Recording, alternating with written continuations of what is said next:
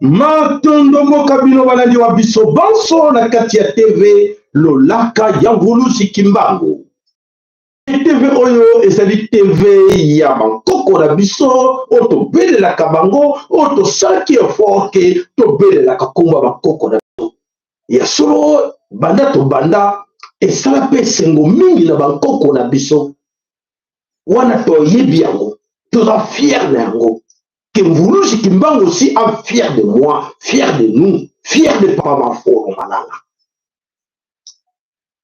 Papa Ngulusi Kimbangu ala fier ya koyeba ke ya solo parmi biso batu ba soutenaka chaîne na ye bazali ala fier na bino matoko epai na bino tata nzambe ya mpungu tolendo oyo nde moto ayebaka mission nini akonfiaka na oyo ya ye tata nzambe na tango tokobelela tata na biso akonfia moko na biso mission me bamingi bayeba te mission nini nzambe akonfia bango babebisa mission na bango banégligent me ya solo tosalaka mosala oyo ya mpona kombo na tata nzambe ya mpungu ya solo ete bankoko na biso babelelaki ye nzapa nzakomba akongo mongali vidi mukulu Mungu Baba Mungu wa milele nzambi gaungu kalunga soko yele pa ya babindele bango nyonso babeleli ye die me na biso boyoki bakombo wana nyonso po ete bazalaki na bolingo na ye na région partout na Congo mobimba oyo akinela mai oyo atia nyonso na kati wana réserve mondiale epai na yo e babengi yo muntu c'est ça la tête muntu yo comme le muntu donc tu as la tête il faut raisonner il faut yeba pour réfléchir yeba qu'est-ce que moi je dois faire qu'est-ce que moi je dois dire où je dois aller je suis qui nazanani le plus important oyeba oza nani c'est bien évident c'est bien clair pour nani balongolaki bino na présence ya nzambe pour nani bakimisaki bino na présence ya nzambe bobwaka ye boyi mpo na nini boyi mpo na nini babengaka yango c'est une bonne guerre. Avant qu'ils quittent là, avant qu'ils arrivent sur la terre de nos ancêtres Kachopa, ils savaient très bien que ces gens-là où nous allons, ces gens-là, ce sont là, Babengaka, berceau de l'humanité.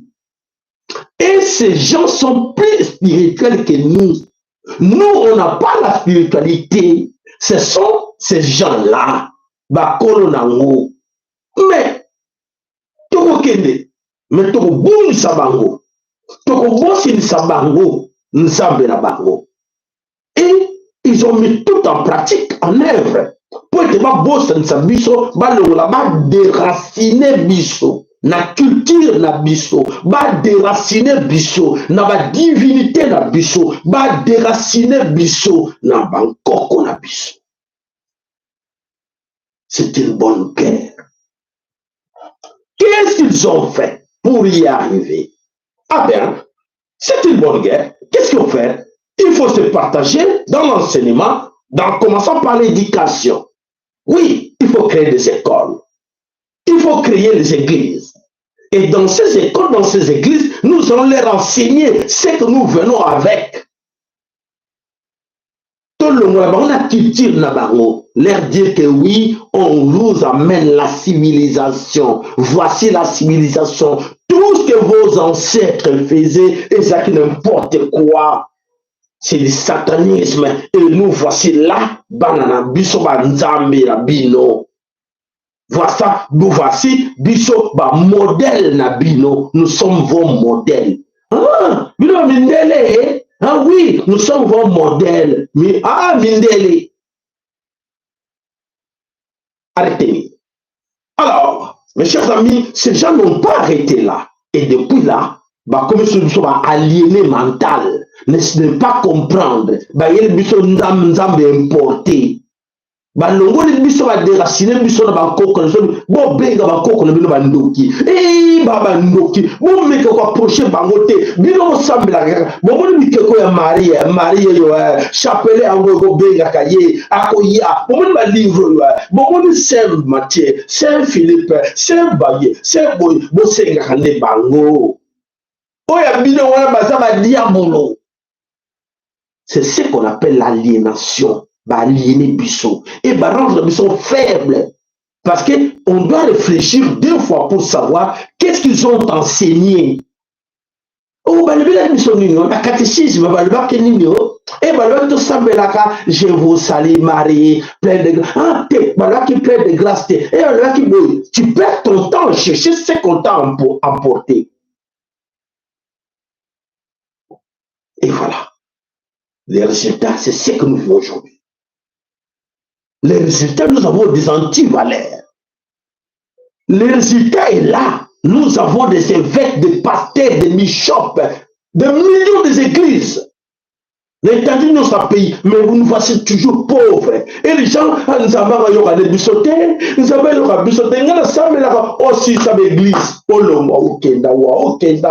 Tu cherches quoi? Faiblesse collective. Aujourd'hui, maman. Aujourd'hui, les papa, nous avons dans la kati na yo, na nzoto na yo nzambe azane na kati. Créons l'homme à notre image. Azana kati na yo, tu cherches quoi?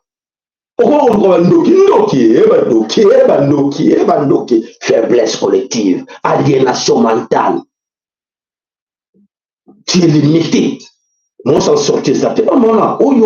Les grands sacrificateurs sont la Bible na kombo ya nzambe ya mpongotolendo na kombo ya mvulu sikimbangu na ntongowa na comme mama kipa vitandona bosambelaka bosono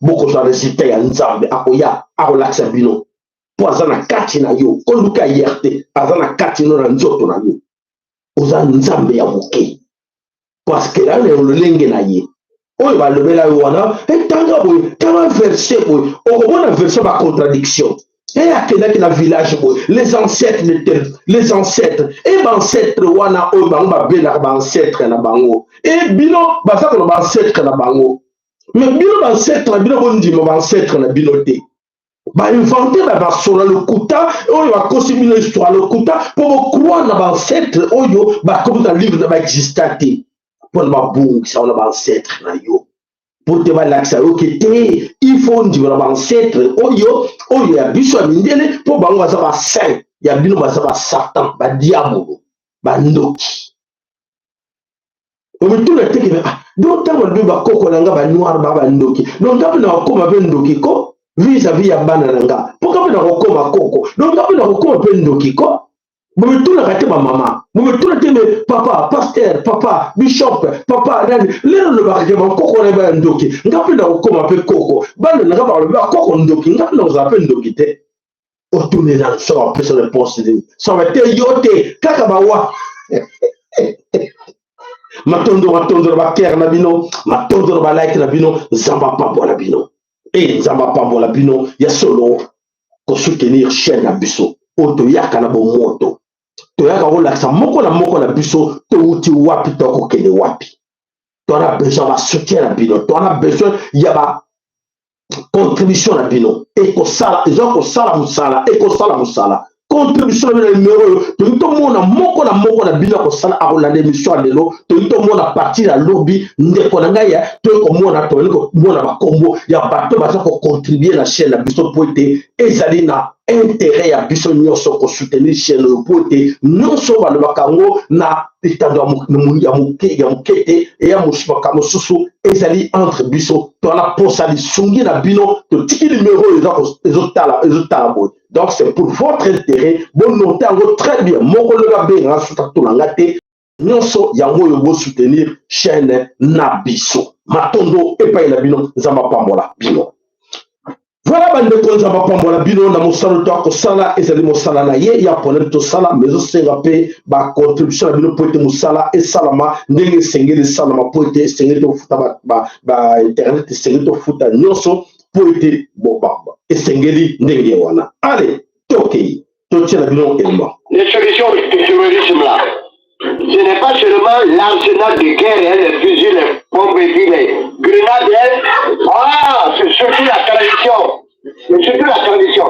Mais si chaque village est bien gardé, traditionnellement là, traditionnellement, il n'y a pas de feu au village. En fait, je vais vous poser la question, qui n'a pas dansé? Qui n'a pas d'ancêtre? Le monde a des ancêtres. Même les religions révélées là, les Mohamed et Jésus sont des ancêtres. Non, je vous dis, la Bible, le Coran, ceux qui sont musulmans ici, ils sont chrétiens, non? Moi, c'est ma façon de parler, hein, je dis la vérité. Regardez. Ceux qui adorent la Bible, le Coran ne nous ont rien appris en Afrique, rien. D'ailleurs, avant que ça vienne, Jésus vienne là. Mais comment vivaient les gens? Ils vivaient non? Avant que Mohamed vienne, 632 à côté. Les gens vivaient comment? Ils vivaient dans la tradition, non? Et même là, les Grecs là, ils avaient les fétiches, non? Ils avaient l'ancienne Égypte. Mais toutes ces choses sont venues dans la là, c'est des trésors. Vous voyez? Préservons notre culture. Si nous perdons notre culture, nous sommes perdus, nous n'avons plus d'âme. C'est foutu pour nous. Et puis, la colonisation a tout fait pour passer de ce côté-là, religieux-là, pour nous avoir. Faire croire que nos péchés sont des histoires, il faut les jeter. On les jetait et après, les curés là, la nuit là, ils parlent, ils prennent ça mettre dans les sacs et envoyer en France dans les musées. Le rapatriement des objets d'art là, c'est comme envoyer au Bénin là. C'est pas des objets d'art, c'est pas des fétiches. Le trône de PNZ c'est un fétiche. C'est pas des objets d'art. La contemplation n'existe pas en Afrique. C'est-à-dire tu vas regarder un petit comme ça. Non, un petit n'est pas fait pour ça. Mais pourquoi ils ont rapatrié ça? Hey, c'est parce que nos petits là-bas, 100 ans là, ils sont là, on les adore pas, ils ont soif, ils ont commencé à se révolter. Et la France a su ça. Bon, donc, à question de rapatriement, ces choses-là, nous serons perdus. Et c'est pourquoi ils ont rapatrié, ils commencent à rapatrier nos petits là. Mais, parce que je vous dis la vérité, ils ne vont pas nous donner ça cadeau comme ça. S'ils nous ont donné ça, vous croyez qu'ils sont gentils comme ça? Ils vont nous donner ça cadeau, c'est pas ils sont les hommes nègres là-bas.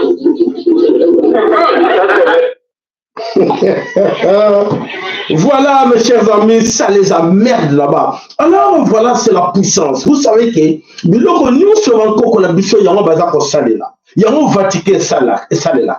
Bah, quand on a besoin de limwa, bah, soit bah, corps na bango, et ça la carte dans le Vatican. Bah, quand on a besoin de limwa na bango, il y a un na poutou, bah, ça la carte dans l'église na bango. Mais bah, ça besoin la vérité, bah, bombe la cabino. Pour ne pas bomber la cabino. Ils ont gâté les grands secrets là-dedans. Vous êtes puissants. Vous avez plus que diamant.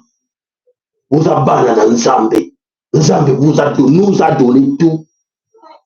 Mais parce que ma yéle, ma tété, ce que tiki bango la puissance yo, bako le kabiso, bako sala kone kabiso, comme baza ba baino, toko kosa bango ke bazari biso ne bako daka bango. On les amène des biscuits, allez, tout c'est le voilà, petit allez, là, tu cost. Allez, n'habitez tout pour moi, rien pour les autres. Allez, l'argent, viens avec l'argent. Les papiers. Ça vient d'où? Oh non, parce que ça vient de c'est importé. Ces papiers-là, c'est importé. Ça vient d'où? Ça vient des États-Unis d'Amérique. Ça vient de la Belgique, de l'Europe. Non, c'est bien. Il faut avoir ces papiers-là. Aussi, même ma banga na yo, qui leur donne gratuitement. Beaucoup pour avoir les papiers. Pour gagner les papiers. Il y a que dans ma banga. Hein? Vous réfléchir, hein? Nous sommes tous concernés. Mon cas est parlé dans WhatsApp. Voilà, mes chers amis, nous continuons à nous actualité. Maintenant, le backer, ça ne fait ce que vous avez contre la ma communauté de la bino soit on arrête ce que vous avez contre au moment que les autres nos plaisir t'es boutique la bino non c'est pas bon, on n'a pas besoin de ça, je comprends. Ok, donc il m'a dit n'attends tout le monde besoin agir par rapport il y a backer par rapport à ma like, donc ça veut dire que vous avez bino d'accord na ngote autre zakoloba, c'est ça. Tu sais qu'on peut gagner dans un bon côté. Tu sais qu'on besoin de porter encouragement, on parle, on vous explique. Et ça, l'autre Lukaka, et ça, t'es qu'il y a la buse de la moutou, tu Luka ba recherche, nous, nous, ça va nous connaître, pour la ligue, bah, mini, n'a pas le roi n'zela kofa, n'a pas le roi n'zela, ou va être au cos à buse de la mendele, nous start tout ça, la kawana, et ça, pour l'intérêt en Ghana, et surtout, pour la banane à la buse. Alors, voilà, Bandeko Kinshasa, Tokoti na Katina, gouvernement central.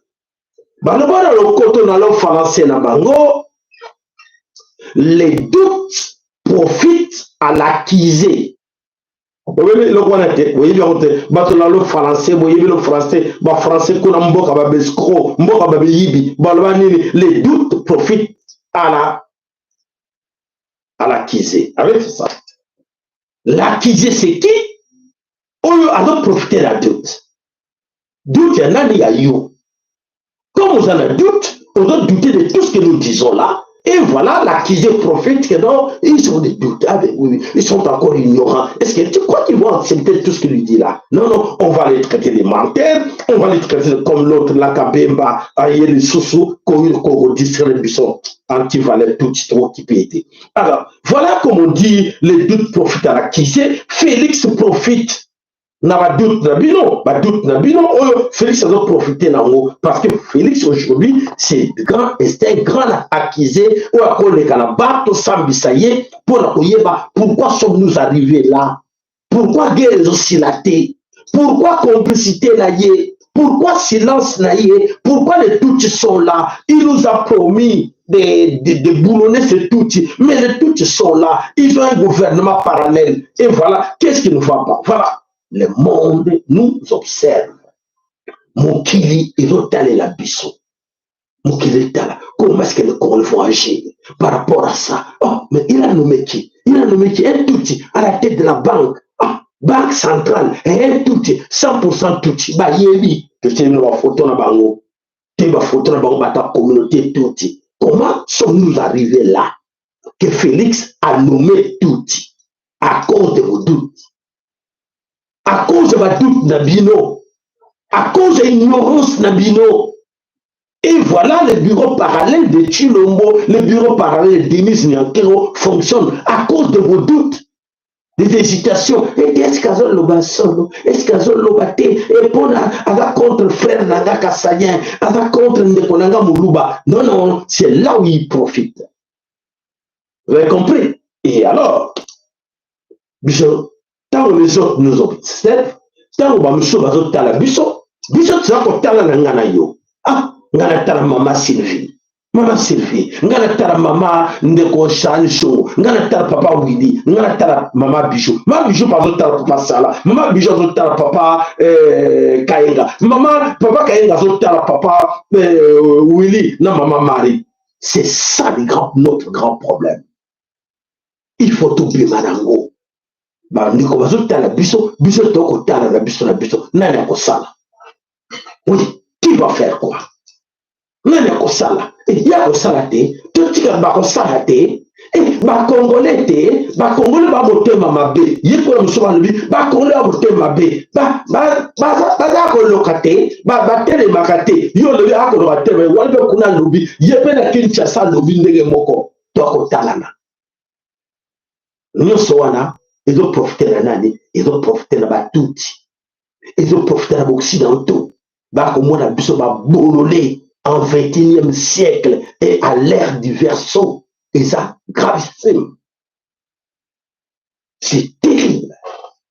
Et donc, moi, qu'est-ce que nous sommes, les gars, nos enfants? Parce que ça se passe devant nous. Et je les bosons à biso. Autant que moi, les autres pays va térémi, les autres pays va yébi. Mais biso, va kolo oyo mokili mo bimezo ta la Congo. Et biso mo va kolo Congo, tu dois ta la France, tu dois ta les États-Unis. Qui bourrolent la biso. Qui bololé à biso. Et ba bomi eko, et a confité, et a mawa, et a tout boudin liwa, et j'ai là, et nous sommes en direct là, regarde comment ce soldat là, regarde ce bantou là, a tout boudin liwa, ba beti ma sacité, et a tout koufaï,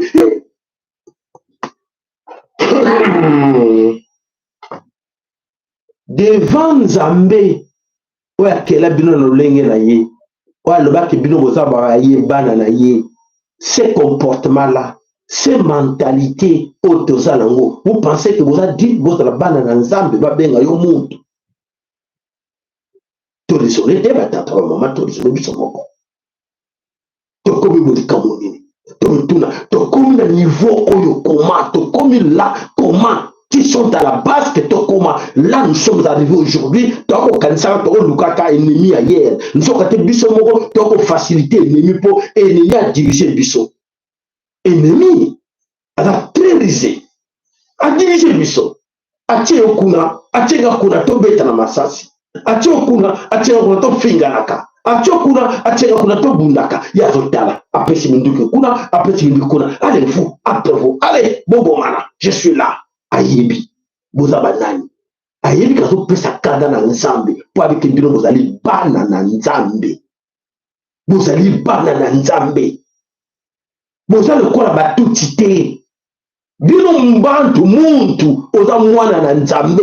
C'est pas pour rien bazo boma bino. Et comme tika tel bake, tika nzambe akosala kaka. Tika la biso ka nzambe akosala. Ils ont énervé nzambe. Ils ont énervé nzambe na liloba parce que il y a liloba oyo ba soloka oyo il y a domba ba yaki nango. Oh bah il y a pas ça la bino ma paix et on va dire non vous êtes peuple hospitalier et non vous pardonnez toujours quand le gifle là donne l'autre.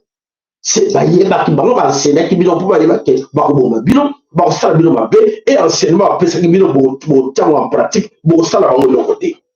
Bo venger. Papa, maman, na terre, bakuro to pesa koyo, boko jarou nulle part ailleurs. To pesa rane bino poete, bon la msabo pesa bana na bino. Ba ye ba ke tozo ke ni wapi. Lobi mwana no bateke. Ah te maman na lobi ngene lokote. Maman na tike ga lobi ke non, ngana za ngai sous-peuple. Ngana za ngai Afrique te, tozo na biso, te ba pauvre to dépendre à la Belgique. Te dépendre à la France, te dépendre à les États-Unis. Mais tu es malade. Tu dois dire ça à ton fils. Que tu dépends de la Belgique, tu dépends des États-Unis d'Amérique. Les États-Unis d'Amérique sont plus puissants que toi et plus riches que toi. Tu es malade. Tu dois enseigner à ton fils que non, c'est mon pays, c'est grâce à mon pays que les Amériques, les États-Unis d'Amérique existent. Grâce à mon pays que la Belgique existe. Grâce à notre pays que la France, là que vous voyez. Et grâce à notre Afrique que les autres vivent. Ce qu'Afrique est gagné, parce que ce qu'Afrique est gagné, robinet gagné, fight. D'ailleurs, pour au moins, on est dans le donc, c'est mis dans notre image. Nous sommes là-bas, oui, parce que Mali a gagné, parce que Burkina Faso a gagné, parce que Niger a gagné. Et, on peut parce que Moka va sauver la télé. Bah, peut maintenant, pema ya mboka basoba kuna Aïe, aïe, aïe, Nzala, Biso, ça ne va pas, malnutrition, il n'y a pas d'eau potable, il n'y a pas d'électricité, il n'y a rien, les enfants ne vont pas à l'école, il faut demander là-bas. Et bango, peu moins au souk, et il y a pour yo, bango baza ko vivre nango, et c'est pour cela qu'ils ont mis quelqu'un à la tête. Oyo azo raisonner les bango, azo ko travailler pour la bango au nom de Félix Antoine Tshilombo. Croyez-moi mon frère, croyez-moi mes amis. Tikana nous auto ko belela, oyo ba division nyonso ba yela ki biso to tika wa pa. To tika wa pa to ba ke oui, Nzambe azo ko révéler biso beaucoup moins Nzambe ko bimisa motu na ma patate pota ya ko révéler yo makamoto le la bilo. Nzambe ba tu à travers ba salle la ye. Les grands sacrificateurs à l'hôpital, Nzambe nenga lingi. Bango, papa, maman, bona nanga bien. Tout ce qu'ils font pour énerver Nzambe. Non seulement Félix a sala, non seulement tout bazo sala, non seulement occidentaux bazo sala, pour être bakisa kanda na Nzambe na Congo. Pour nani, pour être non seulement kibino LBGTBQ. Bon bah lesbienne bana ba comme le ba PD banani tout ça ba go beta le kit ko ningisa tout ça ba yebi et la plan ya Satan pe ça mon cause na ba mbongo yebi c'est comme ça ba ba PD yebi ça la carte ba to diriger la carte la pays na pardon ba to ba diriger la carte la pays na ba ministre ba ça ba PD faut appeler ça si na bango faut quitter pantalon na bango soit quitter pantalon ta ko soit rien à l'air quitter pantalon c'est $21,000. Pasteur, oui, le pasteur va quitter sa pantalon. Il faut pas ça la bango la bango. Il y a lui à Moussala Nzambe. Quel Moussala Nzambe? Il faut pas ça la bango. Il faut pas ça la bango. Il faut pas ça la pédé entre bango. Ba lesbienne entre bango. Moi, nous continuons de se faire massacrer dans Nzambe. Voilà l'objectif. Pour que y ait une souka. Les bakoumi na souka faut aller à solution pour la ligne pour te baksa kanda na Nzambe. Nzamba continue ko yina biso banana yi. O banana ngaya ndege ndoba ba bolo lebo. Bano yele bano tina mokote. Nzambe asali yango pendant 8 siècles. Oya ko yina banana yi, mais à la fin des comptes Nzamba tela le tétété banana ngai esengeli na sunga bango. Et banana ya senga sunga bango aye siko présent pour la ke abiki sabino alongola biso la kati nango ya oto ko lobake ntangu yifwe. Ntangu yifwe ni. Papa mama, oki ngai malamu, olukete ya makamona wana na okalanga ngote etali. Les hommes blancs qui vont diriger le monde by the middle part of the century. It's going to be les femmes, les personnes de couleur, et les hommes blancs vont connaître des temps difficiles. Les dinosaures, un jour, ils vont disparaître. Et les dinosaures, quand ils ont disparu, leur cri était très fort et très agressif. C'est ce qui se passe avec les mâles blancs qui dirigent cette planète aujourd'hui. Leurs jours sont comptés. Les jours sont comptés. Les jours sont comptés en quoi? En tout ce qu'ils ont fait, c'est fini. Alors, il faut pas qu'il y ait un Fayoulou, il faut pas qu'il y ait un Félix Tshilombo, il faut pas qu'il y ait un pasteur, il faut pas qu'il y ait un mini parmi Bissot. Oh, bah ça, il y a un landa. Oh, oui, il faut éliminer un petit peu au pouvoir.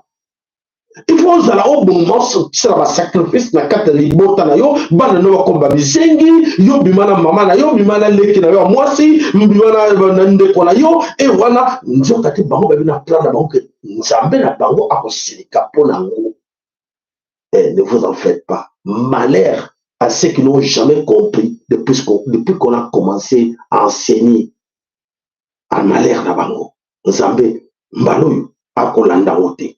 Ba wana nyoso ba kokende na bango effectivement mais ba oya bwana lokola yo lokola nga o to yebi maloba oyo to gaga no motema to bondela to salela Nzambe ndenge sengela sala na biloko bele bolingo mibeko mpe misala yebisa bana bolingo mibeko mpe misala ya Nzambe azokolinga to continue na biso bana na ye to continue nango ale sengo minga yo kake to zana yango bolingo esani non so sala bolingo ana lingi moka na ngai ana lingi frère na ngai ana lingi boy toujours pesa Félix conseil Félix s'il te plaît tu ba ko sala beauté pona bolingo tu l'as qui bolingo. Si la qualité que tu l'as qui méchanceté, non la méchanceté avec Félix c'était, non la méchanceté avec Augustin Kabouyate, non Peter Kazadite, non Jean-Pierre Bembate, non non non non.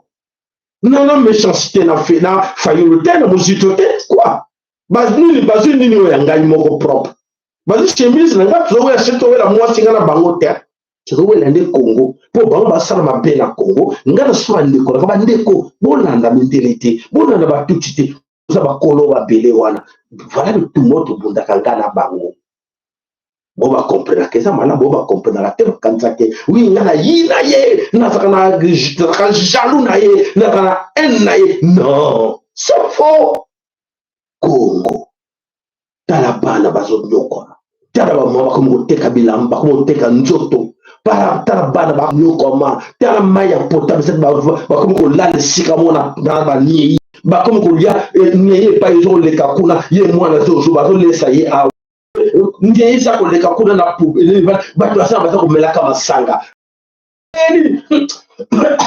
solo père tomesana nango te esala nini tomesana na biso nango te o bomesana na solo bomesana baniei wana bomesana na oyo ya Satan, c'est satanique, ça c'est diabolique. Bomesana nango bana bomesana nango bangungi babimela bake bapike na yo bakomi pauvre parce que malaria wana baza kozwa o typhoïde o malaria eza pauvreté mobimba nani azosala ngo mosala ya soloka ya Satan. Alors, mes chers amis qui dirigent le Congo, ça c'est la grande question qu'on vous a posée. Oh, le diriger le Congo, pour te comprendre que il y a solo Moutaro diriger le Congo, Azako Bombana. Et donc, au moins, les effets. Les effets, il y a bateau pour diriger le Congo et rendre un mauvais service. Quels sont ces effets? Oh, yo, c'est-à-dire que l'accent qui a solo, moto, bateau diriger le Congo, baza va Congolais. Voilà. Oh, yo, c'est bien encore la Lilo, et l'autre, l'équipe, oui, va nommer ce gouverneur, il y a banque centrale, na Congo, il y a Charles Makuza. C'est Charles Makuza, wana, Azanani, Azali, 100% touti rwandais. Nani a nommé, nani a signé ordonnance wana, Félix Antoine Tshilombo. Qu'est-ce qui ne va pas? Amela Kedini. Amela Keskarmouche ou Amela Kenini? Amela Kelokote, mais Yeti. Ce sont les autres qui gouvernent le bureau parallèle, va décider, tcha, moko na kati na bango, na banque centrale, parce que l'argent du Congo est à bango. Voilà, va nommer cet homme-là à la tête de ces pays comme gouverneur, il y a banque, il y a BCC, banque centrale. Et ça peut ça passer. Et ça la passe, ma maman. Oyo bazo distraire biso mususu me oyo esika pena mbongo ekonomi ya mboka oyo etunisaka mboka esika mbongo ya mboka evandaka po ete nkita ya mboka ezala etalema na maboko ya étranger bakomona likama bokomona likama oyo Tshilombo azomema biso. Donc tout ça que vos doutes à vous profitent à l'accuser Félix Antoine Tshilombo. Et ces doutes-là, parce que parmi vous, il y a des gens qui sont infiltrés parmi vous, bazo benga, bazaba kasayen. Et on a mundo koma kasi ba bengi bango ba kimans, mundo koma kasi pour convaincre les vrais kasayen, nos frères kasayen. Non tout na biso, faut soutenir Félix. Asa wana pour la biso. Et nous ba bena bana kasay, bo CDT, bo landa ba moté, biso pouvoir na biso et quel était, mais ba yé pouvoir ça biso ça bango. Bango batuti eza bakasayente Félix a l'étiquette et na sima doute na yo yango wana Félix a vendu wana. Dans l'entretemps Kasai bana baza na malnutrition. Kasai il y a pas de route. Kasai il y a pas de l'électricité. Kasai il y a rien. Pour na yo papa, pour na yo maman. Oyo batuti ba manipuler pour ba komisa yo ndenge okomi lelo. Voilà Charles Mokiza à la tête de BCC et ça les passe et batuti va passer la vitesse supérieure et vous les Kasaïens bonobi nini. Voilà, très chers amis Kassaïens, voilà, c'était pour vous. Voilà, les infiltrés Tutsi sont parmi vous, on les appelle les Kassaïens. Ils ont les mêmes noms que vous, les Kabongo, les Kassai, les machin. Bango nyoso, Bakombo wana nyoso, Bango Bazuango, et Batuana, Batuchi wana, Batimas wana, Bango Basimi bureau parallèle, il y a ma stratégie nyoso pour manipuler Bino Bakassaïens. Vous comprendre yango. Alors l'obit retourne dans la puissance de la grand perdant banane. Voilà mes chers amis, toqué un grand dossier du jour. Je sais que c'est pas ça carte école au Congo. Peter Kazadi avec Félix Tshilombo au service de Tutsi et les Occidentaux va se mettre de bois lui. Non, c'est fini. Banane va bimi ça qui va gêner wana. Bolo kabala manamo. Ces jeunes que vous voyez là, c'est 2-3 jours aussi, c'est 2-3 jours, ce sont des jeunes de l'IDPS. Mouta bimisaki bango ezali Augustin Kabuya. Augustin Kabuya bimisaki bango pour et à ça la chantage auprès de la communauté internationale pour abaner sentir selon bango que politique pouvoir de Félix Antoine Tshilombo est menacé par les Occidentaux. Et alors pour faire arrêter aux Occidentaux de ne plus menacer le pouvoir de Félix Tshilombo, voilà, c'est ce qu'ils ont fait passer à l'acte. Babimisa ba jeune wana ba terroriser ville ya Kinshasa. Voilà. Ces jeunes va passer à terroriser alors c'est mbango moko ba télé sous pour la colombe. Oui, tout de suite déjà les résultats, ils ont confié la responsabilité à Félix, bon se calmer, nous wana et banen va perdant, ce sont ces jeunes là. Oyo balini ba arrêter mouvement. Mais Kimbango, ça va pongu tolendo et ba population ba lubina no le ba sukate. Est-ce que Peter Kazadi est capable il y a qu'à terroriser, il y a qu'à intimider les Congolais, se taire. On a pouvoir ou pas. Alors, maman ne sait pas yo, maman ne pas yo. Matondo papa sala, matondo zanga pambolo na msana, eloko wana koloba boye. Biso bakasa yetu ebakiango na manda libosoke Tshilombo dirija mboka te. Bakiata ke elongi ya Tshilombo boye moto aza na sima Tshilombo baza ba Rwandais. Tshilombo dirija mboka te bandaka lokola bandeko na biso nini baza bateki balingi koyoka te tika bamomona oyo na miso nde babandeko nome batuti kati na banke. Oyebi papa sala eza pasi mingi oyebi mosala otosala ezalaki mosala ya bapaster nyonso ya Congo. Bazwa makambo bapesaka bandimi na bango na eklise ke mboka na biso eza na banke kati ya occupation. Lelo bapaster nyonso ya Congo na basango moto batangami liboke ya koboma peuple congolais balobaka kaka oyo nzambe alobaki boye nzambe makambo bazoteya na makambo bazoleka na mboka ezokende ndenge moko te ngai nalandi bapaster nyonso banda makambo etikali kobanda donc bango bapaster ya Congo na kati ya beglise na bango bateya makambo oyo ezoleka na kati ya mboka na bango te.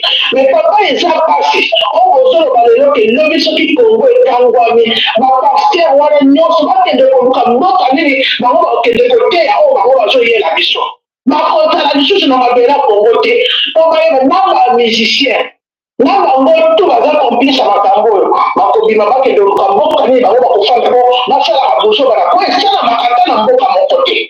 Yo ozoloba makambo butu oyo me bango bazali na bandimi bakanga bandimi na kati ya beglise na bango balingi kolobela bango verité te bazaka ke bokonzi utaka na nzambe ata balobaka ata bino moko na lolenge toza boye namoni ata eglise moko na Congo ezoteya ndenge bazoboma biso te. Bango nyonso balati bakaleso na minoko na bango bana misala batuti papa natindela to video mo ndeko aza na Amerika alobi bazotinda bango ya kosakana te batuti bazokende kuna na bapaseka ya bakongolais bazokuta Rwanda meme Swahili akamba bayebi te batome kuna na États-Unis bazolobaka Kinyarwanda ye ayebiso bango te baza bakongolais te baza barwandais.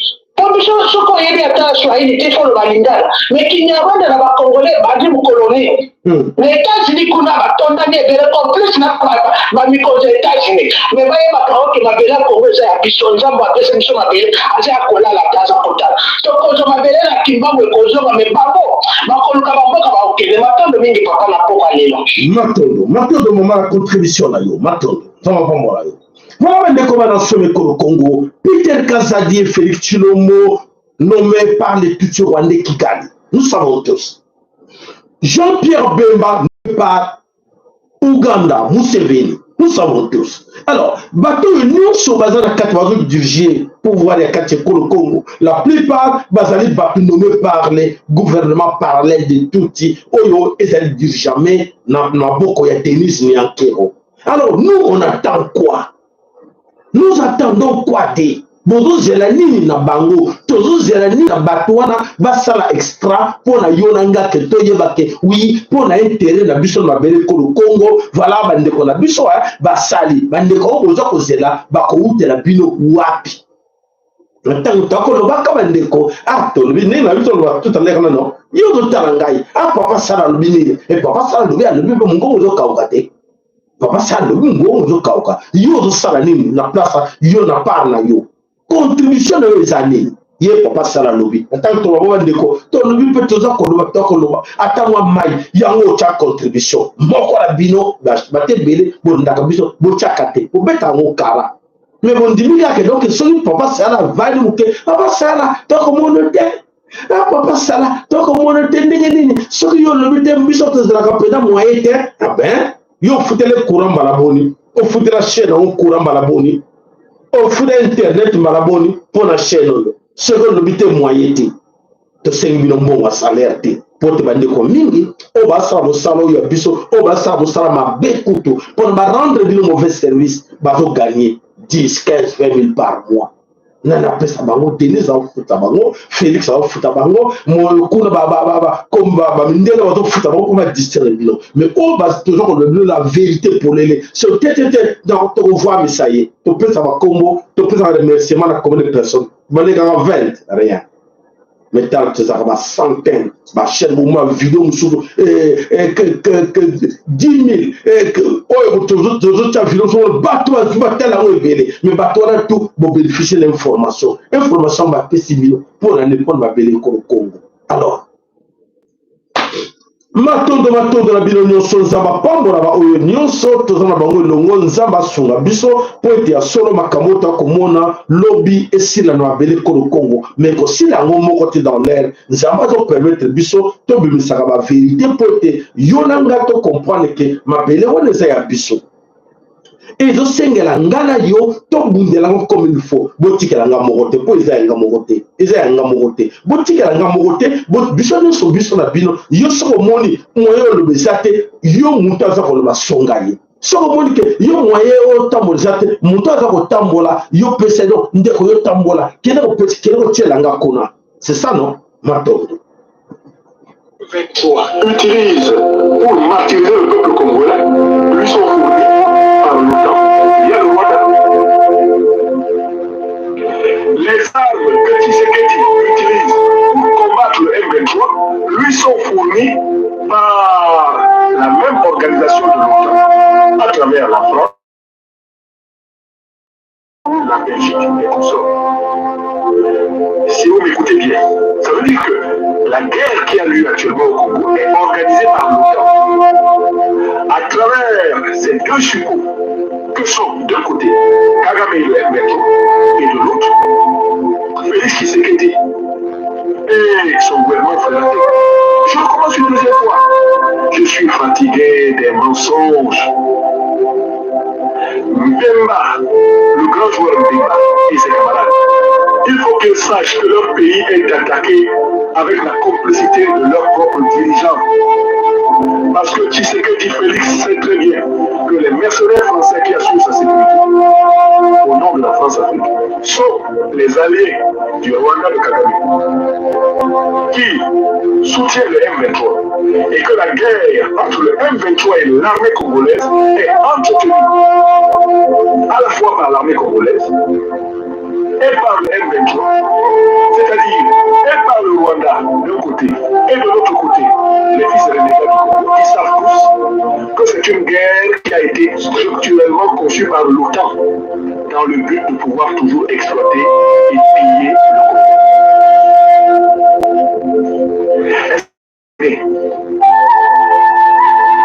Voilà pourquoi Tshisekedi ne peut pas gagner la guerre parce qu'il fait partie Il fait partie de la combine. Les solutions que Tshisekedi propose sont des pansements sur une jambe de bois. Tshisekedi sait qu'il ne peut pas gagner la guerre. Même s'il déclare la guerre au Rwanda, il ne la fera pas.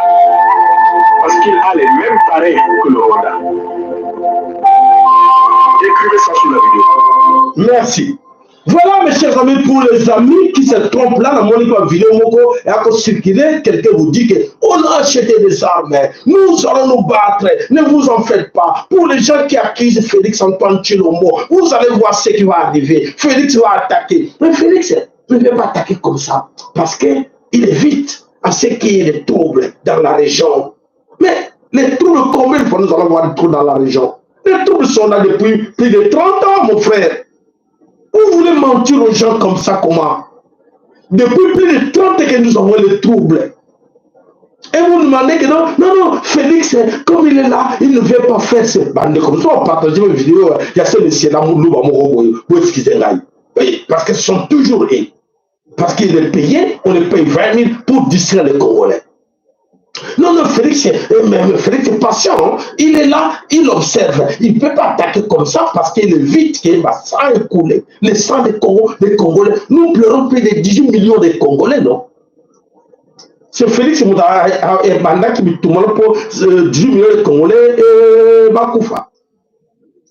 Mon frère, bon, les onaka, la vidéo de ça, la Tigalaka, la vidéo de ça, la Tigalaka. Le Alexandre vidéo papa solo le bakeni. Oh yote. Yo no bakeni nde konanga. Yo zali yo banako no bani na makambo. Mais le depuis le bakina datu wana. Combien il y a eu de morts à cause de toi? Oh ke ba soda mususu ba na kanda ba perdre ba ndeko na bango bana na ba kufi ba tata ba bana ba sako le ba tata na bango ba kenda ba ko ya chuter. Des millions de soldats à cause de votre trahison. À cause de votre trahison et beaucoup fouteurs. Nous sommes agistes. Soutenez parce qu'on vous donne l'argent. Continuez à distraire les Congolais parce qu'on vous donne l'argent. Mais à la fin des comptes, vous allez il ne fallait pas l'argent. On vous a le soutenir. Cet argent-là, attends, même si on te paye 10 000 par mois, 10 000 $ par mois, c'est rien. On peut ça 21 000. Bazo sal lango rien, ba vaccin bango na vaccin bango 33 000, ba salé bo yo sal lango ni. Mon frère, passe la passe. Arrêtez, arrêtez mon frère. Hein? Bon ça presse, bon ça journalisme, arrêtez. Mboka neza kimbango, mboka neza nzambe, arrêtez, arrêtez mon frère. Oyebi yo moko. Moi na tanga ba comment on a bien ça te bailler. Je n'ai pas besoin de citer vos noms. Voilà, le Congo, c'est ça la situation que nous passons aujourd'hui dans le cadre du Congo. Il y a tristesse, il y a comme les amis, voilà la situation que nous passons aujourd'hui. Alors, il y a Katina, Mabele, Congo, il y a Kotala, Oyo, Biso, Mampinga, Bazali, pour vivre d'Ango, ok, bah, mais sous ça pour profiter, pour être avalé le bossé cranaillé, à Koumisara Félix Tshilombo, et les autres Bazali Kolela, parce na bango eza kosilate dikolo na bino. Alors, total aliénation bandeko. Aliénation.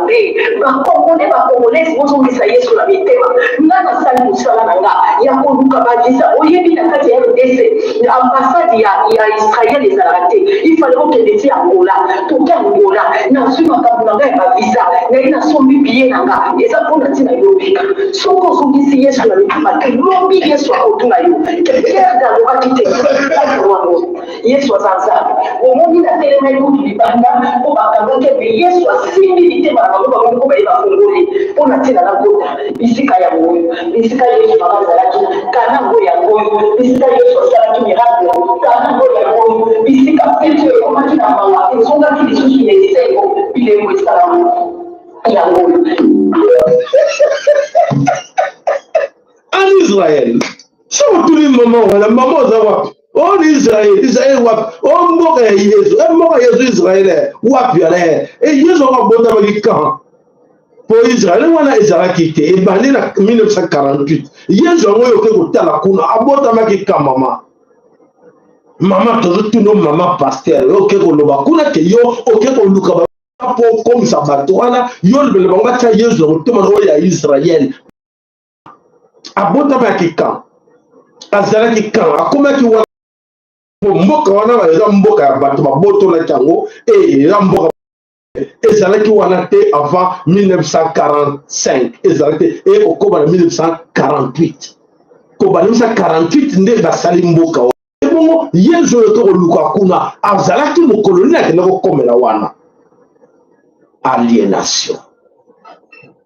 Voilà bandeko bana somi kolo Congo toteka bandeko na biso bandeko na biso ya basi oyo baza koyeba te ke baza konduire les autres nerfs po ete bakumisaka misala soloka ya bato bakobomaka mokili soki oteli bakuba crime oyo nyonso eza koleka na kati na mokili oyo bato eza kokumisa bango nde bato bazali alotere bacrime wana oyo nyonso edestabilize mokili bango wana bato balike bato na nzambe bana na nzambe tala bana na nzambe de biso tolobi bolingo mibeko mpe misala bolingo mibeko mpe misala yango wana yo peuple israélien o wana bazokosa bino olekisa ntango no mpo kotomba mire wana batongi bamire moko omoni na bamire babrike muta n'importe quoi mama botela bino na bino ko ale voilà tokei toyoka nano bato arme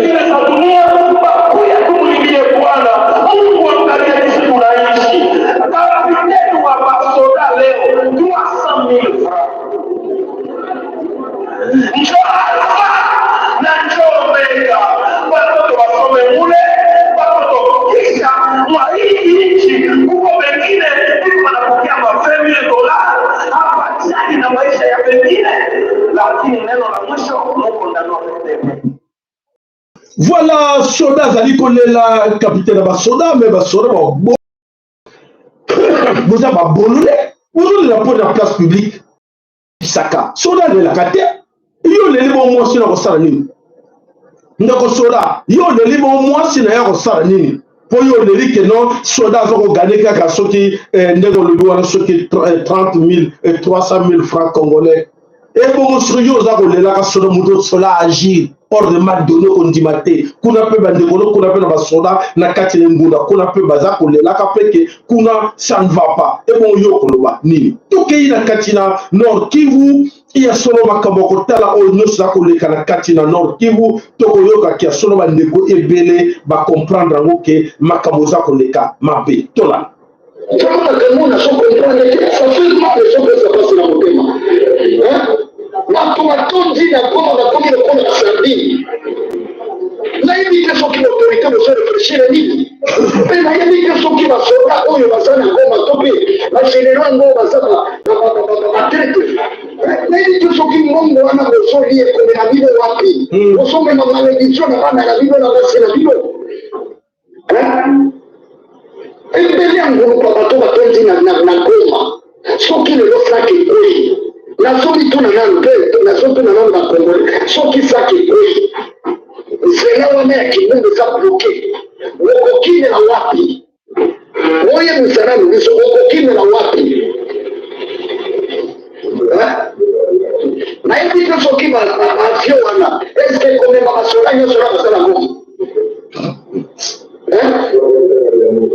ya bibane bato basukufa na nzala na Goma banzeleza pezela ya ngwama saki wamekangani ya shasa nifika pomeo ya binaka nifika mwaso wa binaka ya ngwane za bloke zela wana ya kichana ya ngwane za bloke zela wana ya nini ya kibumba ya mtu eza bloke siku na so comprendre que l'autorité soki na so réfléchir na mulili il s'en fout de vous pour commettre un de toi mais ça nous communiquer mais il faut soki moka ngo si o teka wa isabiso Pembena bato batondi na Goma baza na biloko kolia te batondi na makambi na misika kula misate gouvernement ya Congo ya abandonné bato wana mais ça fait mal toutes les notions na Congo qui wapi boboyoka tambola nde motu na se na likolo nde moyoka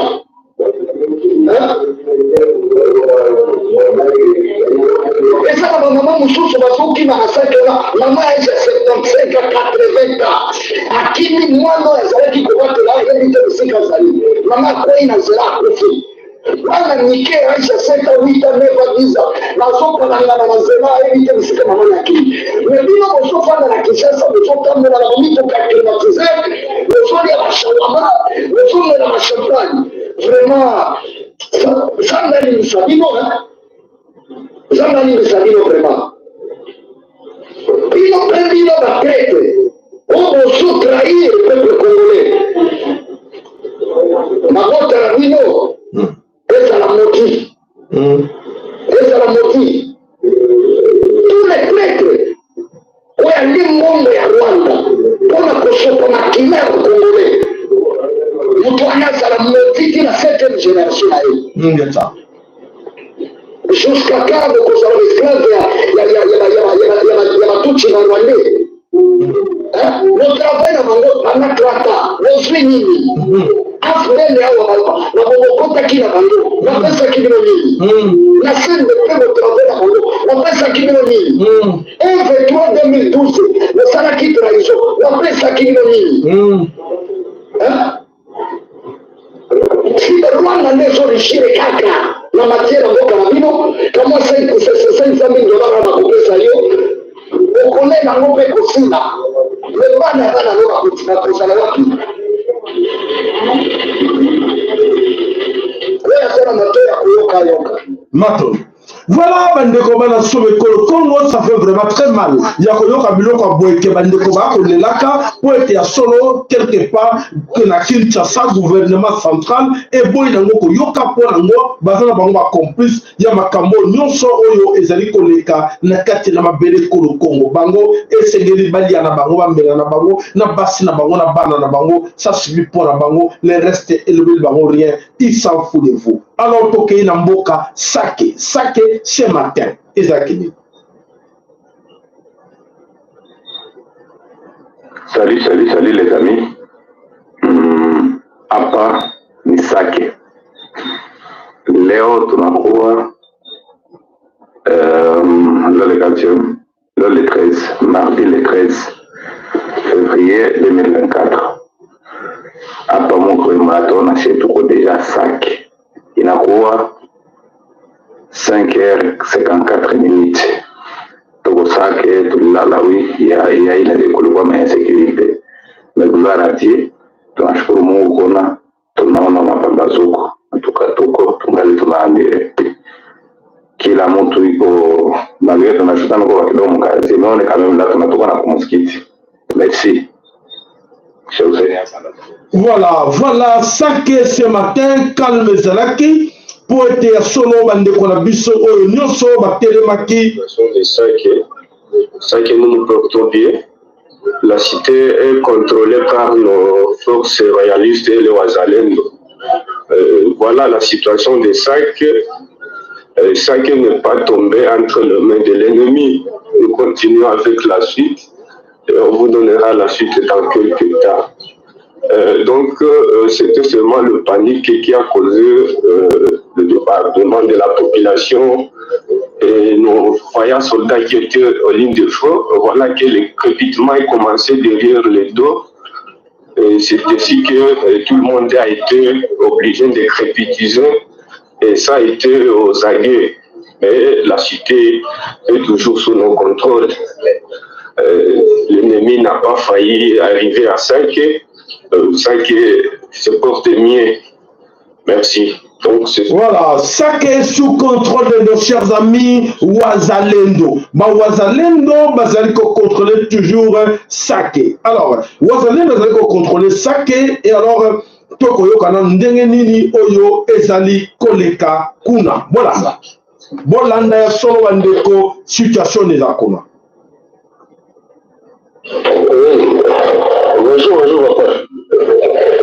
Pour le moment, comme 10h09 et 9h, 10h, j'ai compréhension de tout à l'heure, vijana wazalendo wafaa besi. Naweza kuomba échange de parole unafika mama mmoja unapigana tena masasi kwa sasa wazalendo wanareproche maalimento ya FARDC pourquoi adui wapana magari za MONUSCO nanyi mko magari za MONUSCO mko mna nyinyi mko magari za MONUSCO na nyinyi adui inafuata nyuma jua nini pourquoi nyinyi amkurudisha adui nyuma sasa hiyo compression ya kutoka ili baku de ferme imenjo kushaka sasa hivi ndio taswira inapatikana kwa mwanadamu na 10 hapa hivi 5. Voilà, qu'est-ce qui s'est passé pour la traduction na Katia Sake vers 9h-10h. Bandeko, la situation est allée sous contrôle, il y a les Ouazalendo, pas la FARDC. Qu'est-ce qui se passe? Les gens ne sont pas du tout d'accord avec la FARDC. FARDC est allée commandée par les Tutsi Rwandais. Qu'est-ce que les amis de Ouazalendo ont compris? Que Babotla qui va village Mosusu, un village on va remettre entre les mains de FARDC. Après quelques temps, on a un véhicule, il y a la MONUSCO. Le véhicule à MONUSCO, coopérer, travailler ensemble. Mes frères. Nous sommes ensemble. Mais tant qu'on a le Batouti et mélangé par le Bégali Bango, et puis tout le monde a quelqu'un qui travaille avec eux. Oh non, nous ne sommes pas là pour ça. Nous sommes là pour la sécurité, pour la paix. Ceux qui me parlent, c'est Seigneur battre la bango. Et la FARDC même. Et voilà. Alors, non, tu travailles bien au soutien. Maintenant, tu dois que c'est bien que nous sommes les maîtres du terrain. C'est nous maintenant. Tu dois contrôler le terrain. Il y a un moni, FARDC, non, tu faut que tu message nous sommes avec vous ensemble, Tobotoli sac ensemble. Alors, les Ouazalais, pas question dégage. Allez, Bengani, FARDC, FARDC, Kandale, Beta, Massassi na direction Yavanani, Ouazalais. Voilà la situation où il est qui ce matin, na Katina, Sake. Voilà, pour que Félix a travaillé toujours à Jémoko Yamabe, à Tina Solana, pour infiltrer même Ouazalendo, pour être, pour la bango, ceux qui Ouazalendo, Mboka, Félix a tout à négocier, bâtir la FARDC, les Baoya, Bazongeli, Batuti, Rwandais. Voilà la situation qui s'est passée ce matin na Katia Mboka Sake. Donc voilà, Boyo qui a oublié Moko, Nenge, et Zaliwana. Alors, bandeko bana sommet Congo, donc Tokei wapi Tokei na na kalisi etikela na biso audio moko o esengeli ke to lobe to laksabino yango susu to o esali koleka na katina, je crois que c'est ça. C'est là. Je pense que voilà, oui, en côté, bandeko diomoko etikela ke sengela ke peke quelqu'un na makambo eza koleka na kati na Nord Kivu oyo esengi ke to pesa bino yango ewana ikope ya MONUSCO sake maraba ile na Chilimwami ni kope ya gouverneur juu ya nini? Gouverneur ndio mwenye apre kumaliza kufukuza MONUSCO tumeshafunia MONUSCO manja yote isipitake tena. Chilimwami yepeki ndio alikamata initiative ya kusema anaingia na MONUSCO Mutere na ile operation kama ile Teamwork, anaingia Mutere juu ya kukumanisha M23. Tulimwambiaka mguvernora parce que mimi peke ndio kama ile reunion. Nikamwambiaka nikajopose akatafuta kwanza kuniwe. Nikamwambia tukara babanyene mule na wengine wa civil. Nikamwambiaka mon general, mimi nawazia una gari ya mkaka mwenjo uko pale. Leo nakuja kwa gouverneur hapo. Wazalendo walisha gomania mwingine, walisha isove, wana chara MONUSCO na unaambia wazalendo tuwaje Mutere. Eski hautafute ingiza adui mwingine? Akasema kama 24 heures tutakamata mako na wale washifa MONUSCO, tunawapatia une semaine. Kama hawapigane Petro aende wanaenda. tukenda shangala bukakucha asubuhi Chirimwami ishaenda deploye wa MONUSCO yeye na mavideo ziko tisaji. Sa leo hii MONUSCO iko naingiza adui fasi yote. Sasa MONUSCO nenda jenga saki nani Kirochi M23 mekamata Kirochi. MONUSCO ilifika Shashi M23 mekamata Shashi. MONUSCO atunalunguzaka zile magari za Kibumba hapa mukaya ya badeplace kama Goma ishaka tombe.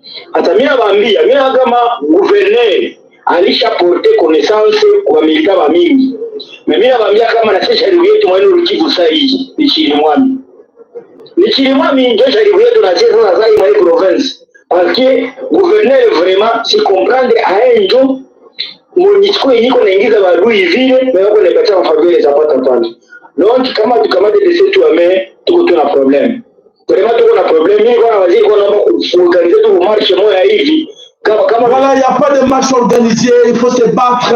Voilà, c'est ce que je veux vous dire là, qu'il y a une grande complicité entre le gouvernement, le gouvernement militaire, dirigé par Félix Antoine Tshilombo, la complicité avec la MONUSCO. Donc, ils vont travailler en connivence. Ceux qui vont travailler et non, on a travaillé ensemble. Voilà, c'est nous la FARDC. Pour un peu ça, Félix point à bateau, bateau comme ça que Félix travaille et voilà, allez, c'est la FARDC.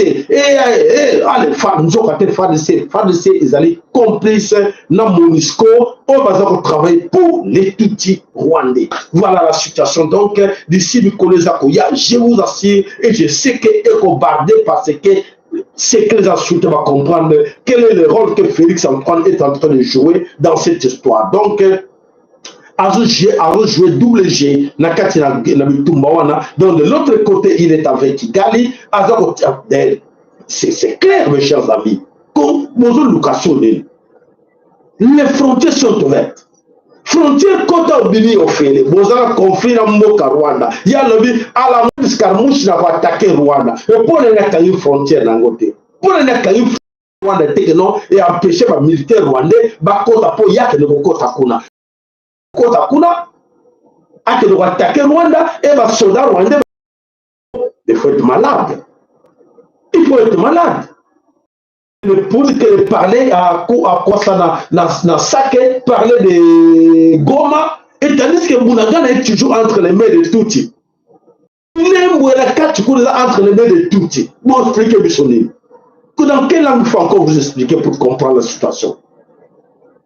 Donc, Félix est un grand danger. Au bateau du matin, quand Félix travaille pour eux, beaucoup là, beaucoup monde n'a dit que c'est ton pote, ton modèle, tout le monde va prendre, mais vous ne croyez pas, restez toujours là et on verra bien comment est-ce que beaucoup zala, beaucoup bimanakati la situation, Félix a retenu la biso, nakati la moka, beaucoup vont pleurer la situation wana oyo, ezakoleka wana. Alors, bandeko bana someko le Congo, balobie ke kuna kaka na kati na nini, bato ya ba français, bakende ko interviewer o ba benga na kombo ya Sultani Makenga. Bakende ko trouver ba solo na ye, toyoka na interview. O ya Sultani Makenga. Le M23, officiellement l'application d'accords qui ont mis fin à une précédente rébellion. Mais pour Kinshasa et les Nations Unies, les mutins sont dirigés, financés et armés par le Rwanda voisin. Makenga nie farouchement être une marionnette de Kigali et préfère évoquer les tentatives du président congolais pour l'acheter. Chaque fois qu'il me contacte, je me propose d'argent, des maisons, des grades, des fonctions, tout ça. Je l'ai habitué. Les cadeaux, il se les offre lui-même. Comme ce 4x4 flambant neuf, le chef rebelle refuse de donner des détails sur ses effectifs. 3000 hommes peut-être. Il dit vouloir la paix, mais il se prépare à un assaut des forces gouvernementales. Il y a des préparatifs partout. On les voit, on les entend. Et s'ils offrent de les faire, on va se défendre et aller au-delà de Goma. Oui. Marcher sur Kinshasa, Makenga n'en est pas encore. Il attend toujours le verdict des négociations, sûr de sa force par ses montagnes. Le général rebelle disparaît à nouveau dans la brume, prêt à en recevoir sur la paix ou repartir en guerre. Voilà, mes chers amis, vous avez compris, Makenga n'est pas prêt pour marcher sur Kinshasa. Voyez-vous, on va retenir. Yanwana Soka. Makenga qui dit qu'il a des promesses de Félix Antoine Tshilombo, mais il refuse. Est-ce que vous me dites qu'ils allaient jouer? Vous me dites qu'ils allaient jouer parce que Bango, Balingi, Batikel Kakawana, Batikel Kaka, le point Bazalaki, pour quel objectif? C'est la balkanisation ou quoi? Et avec l'accord de Félix Tshilombo ou pas? Ce sont des questions que il faut comprendre. Que donc, ça veut dire que Bakanga, Bunagana, Félix ne peut pas toucher Bunagana, Bakanga, Minembwe, Félix ne peut pas toucher Minembwe, et pour intimider les Congolais, Bazo menacer les Congolais. Mais aujourd'hui, les Congolais, comment Bazo souffrir? Boki, Odio, Totiel, Bilon. Nous, Félix dit quoi? Il s'en fout. Il s'en fout de vous. Il s'en fout des Congolais. Il s'en fout de tout le monde.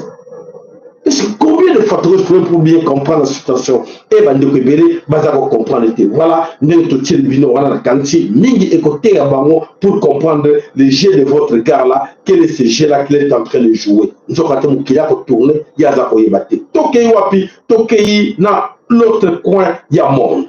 On a mis très urgent, très urgent. La vérité finit par se savoir. Les médias français commencent à parler un à un sur ce monsieur-là. Regardez la vidéo. Et France a une des premières du monde, elle a des drones, elle a des avions de chasse et les djihadistes et des Kalachnikov. Comment se fait-il que l'armée française ne règle pas ce problème? Régler, c'est exprès, c'est au contraire parce qu'ils souhaitent la déstabilisation du pays pour mieux l'exploiter, etc. Pourquoi pourra-t-elle rester en Afrique? Juste pour expliquer que dans ce reportage, on a vu qu'en 2014, il y avait Vive la France, et ce sujet se termine par un débat intéressant à la France. Nous ne voulons plus la France. C'est parfaitement cohérent et parfaitement logique et parfaitement prévisible, bien que ce n'ait pas été prévu par les autorités françaises, mais par toutes sortes d'analystes qui l'ont écrit. Il suffisait de lire ces analyses. Nous avons un handicap initial très important qui a été absolument négligé. C'est le traumatisme colonial qui est toujours très fort dans la psychologie des populations, en particulier au Sahel. Enfin, c'est moins, ça fait 60 ans, mais justement la génération qui n'a pas connu la colonisation a encore grossi les méfaits réels de la colonisation.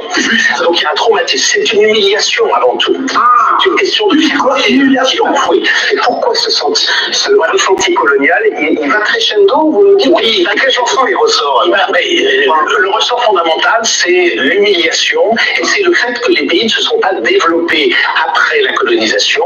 Donc ils pensent que c'est dû au pillage de l'époque coloniale qui se serait, d'après eux, perpétué ultérieurement après l'indépendance. Ils pensent qu'ils n'ont jamais été vraiment décolonisés aussi. La colonisation a continué de façon déguisée, exactement par la présence des Français, des entreprises françaises qui pillent les territoires. Et le franc CFA, donc pendant la colonisation, on paye avec des billets où il y a écrit franc. C'est franc CFA et ça voulait dire colonie française de l'Afrique au départ. C'est toujours cette monnaie qui circule. Et bien entendu, les gens fantasment là-dessus, pensent que c'est un moyen d'exploiter, alors que c'est pas le cas évidemment. Deuxièmement, les bases françaises se sont maintenues pratiquement les mêmes qu'à l'époque coloniale, à peu de choses près.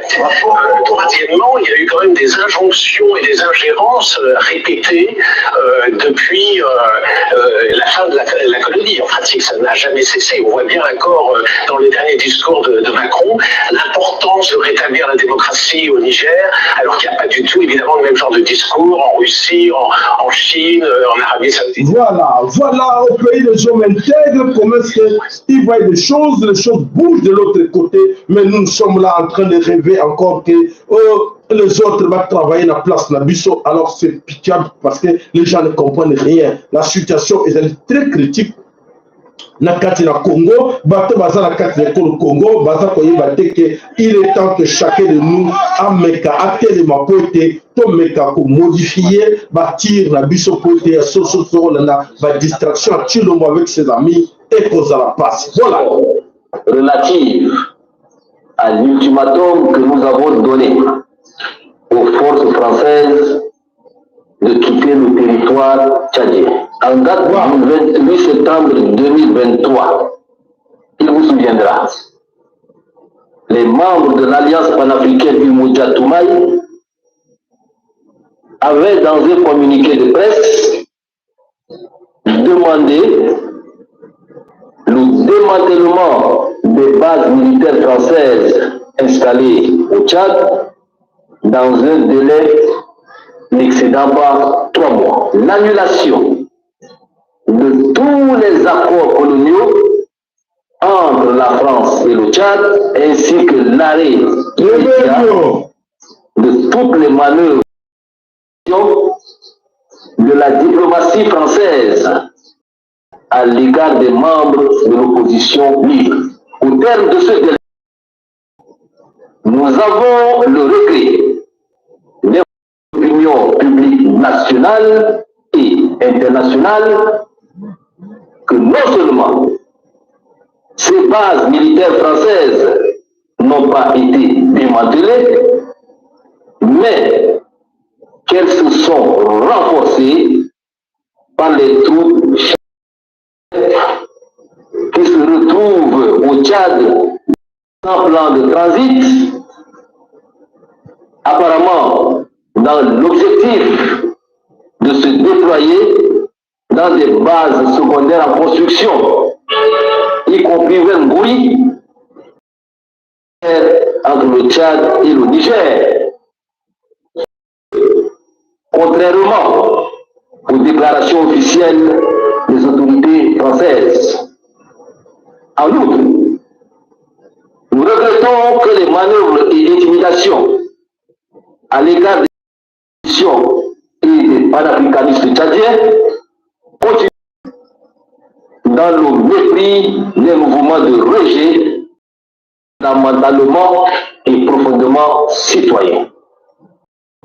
Nous venons par la présence rappeler aux autorités françaises que ces exigences du peuple tchadien martyr d'un système de gouvernance téléguidé depuis Paris est irrévocable, non négociable, traduisent les aspirations d'un peuple. Souveraineté, y compris dans le choix de ses gouvernants et de ses partenaires internationaux.